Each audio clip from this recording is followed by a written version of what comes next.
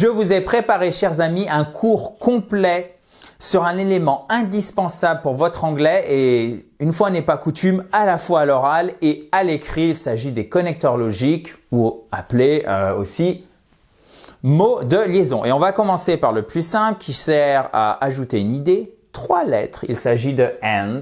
I like tea and coffee. Perfect. Bon, celui-ci, vous le connaissez. Je passe. Ensuite, vous avez also qui signifie aussi. Ok, pour éviter d'utiliser to de manière éternelle, si je puis dire. Là, on monte d'un cran, on améliore notre anglais. Vous êtes prêts? Parfait, super.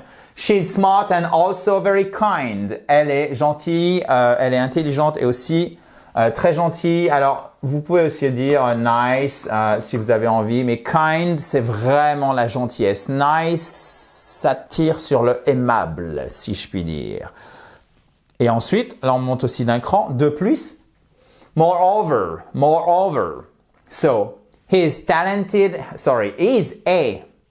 talented artist. Moreover, he's self-taught. Self-taught, ça vient du verbe to teach. Et ça veut dire littéralement, il est enseigné lui-même. Ça c'est votre self-didacte. C'est taught, self-taught, adjectif composé. Donc, toujours un trait d'union. Ça vous fait peut-être un nouveau mot ou ça vous permet de le réviser. Autodidacte. He is self-taught. Moreover is self-taught. De plus. OK? Maintenant, donc ça, c'était ajouter une idée. On va faire maintenant opposer des idées. Bon, vous connaissez but. On commence tranquillement.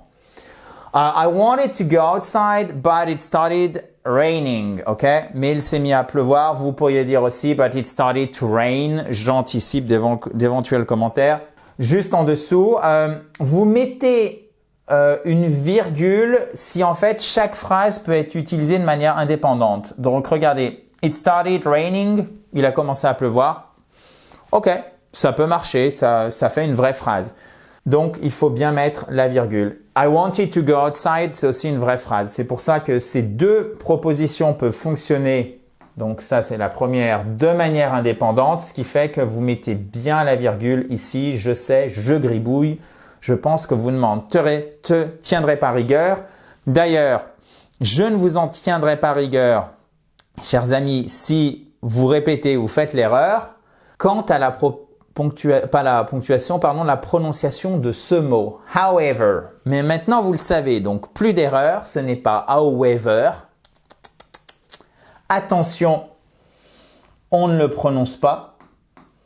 However, qui signifie cependant. For example, he's strict.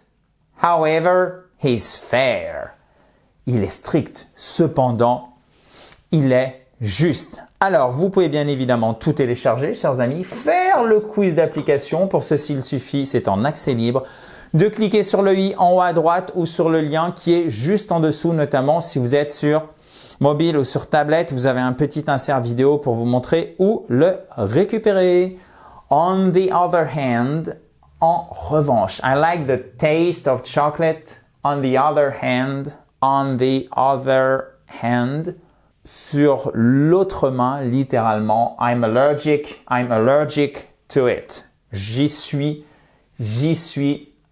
allergique. So, let me repeat. I like the taste of chocolate. Okay? On the other hand, I'm allergic to it. D'un autre côté, en revanche, j'y suis allergique. En fait, c'est aussi d'un autre côté. Donc, c'est pas le côté en anglais, c'est la main. Maintenant, pour exprimer une cause, vous connaissez, j'en suis sûr, because. Il y a le même mot en français. Parce que. She was late because she missed the bus. Because. OK? She was late because she missed the bus. Elle est en retard parce qu'elle a raté le bus.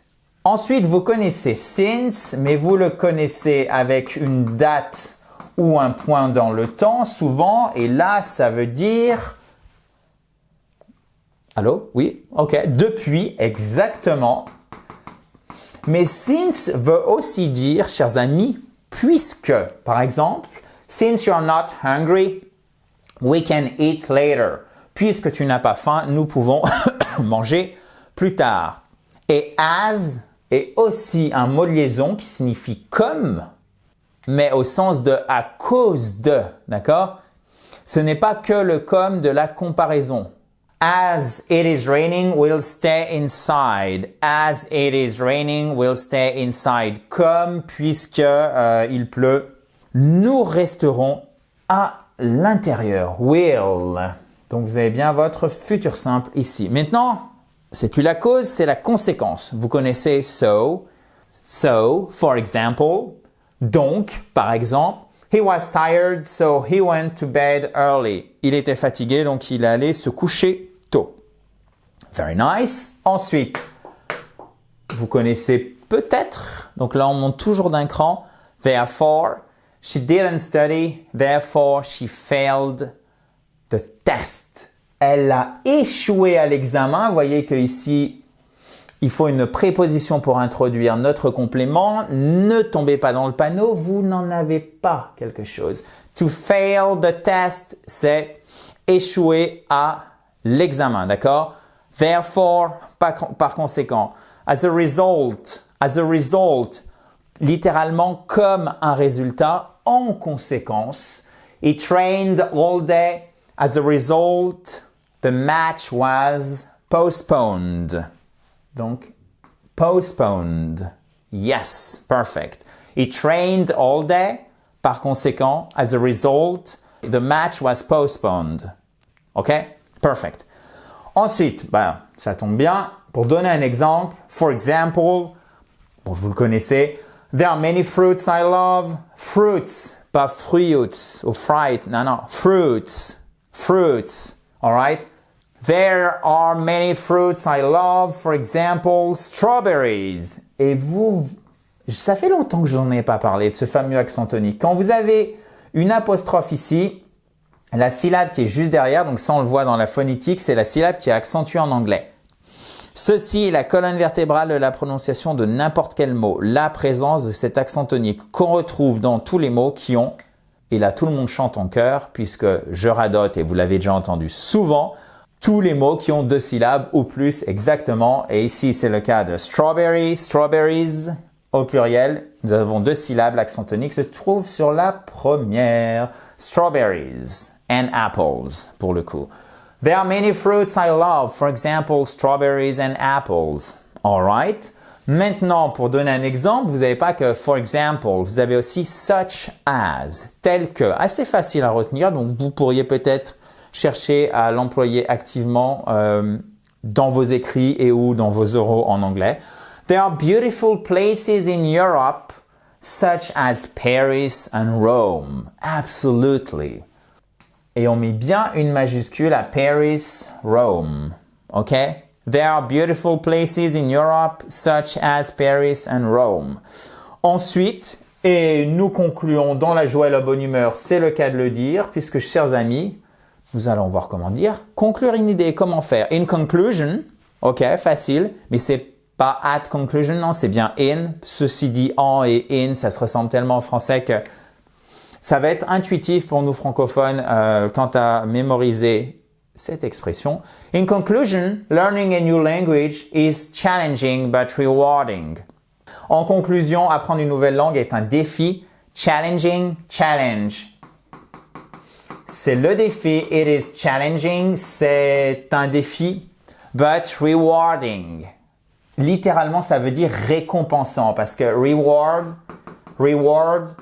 c'est la récompense. Rewarding qui vous récompense. On a entre le enrichissant et le gratifiant en fait, puisque rewarding, ça sera employé aussi pour dire gratifiant, qui a un peu un mot à la mode, notamment pour parler de son travail. Alors quand je vous dis ça, c'est pas de manière péjorative. Et évidemment, il y a un emploi abusif du mot gratifiant, mais c'est un mot qui est, comme tous les mots en fait, qui a un sens bien à lui, qui fait que ça permet d'augmenter, si je puis dire, son niveau de plaisir quand on fait quelque chose. Voilà, tout simplement, c'est rewarding. Ça apporte une récompense. Et pour résumer, Donc aussi pour conclure, quand vous voulez conclure, vous voulez résumer. To sum up, ok, c'est un phrasal verb. Vous voyez le mot, la sum, c'est la somme et vous rajoutez la petite préposition derrière qui va bien. Up, comment ça se dit? Ça se dit sum. To sum up, ça veut dire résumer, d'accord? So to sum up, working out is essential for good health. Health, alright? Good et pas good. Good, pas good, mais good. Good, good, good health. Good health. Oui, le disque est rayé, je sais. Mais vous êtes resté jusqu'à la fin, donc j'espère que c'est pas le tube de l'été, mais j'espère que ça sonne pas trop faux, si je puis dire. Donc trêve de plaisanterie, non pas douteuse, mais pas forcément très drôle. Donc du coup, ça nous donne, chers amis, to sum up, working out is essential for good health. Okay, perfect. So in conclusion, to sum up, ça suffit pour conclure. Il y en a plein d'autres, mais je voulais un cours qui soit quand même assez complet, mais pas vous en rajouter des pages et des pages parce que ça ne sert à rien. On fait pas un concours d'éloquence. Nous, ce qu'on veut, c'est parler anglais et bien parler anglais. Et quand je dis parler, c'est évidemment l'écrire, mais c'est surtout savoir se débrouiller à l'oral, à la fois en compréhension et en expression. J'espère donc que ce cours vous a plu. Si c'est le cas, chers amis, vous pouvez mettre un pouce bleu, ça fait toujours plaisir, juste en bas à droite. Et bien évidemment, on se retrouve très vite, vous le savez, in a joyful atmosphere, dans la joie et la bonne humeur. Joy, c'est la joie. Joyful, plein de joie. Comment? Qu'est-ce qui est plein de joie? C'est l'atmosphère, parce que ça ne coûte rien de se faire plaisir lorsqu'on apprend et c'est même souvent la seule solution pour vraiment progresser.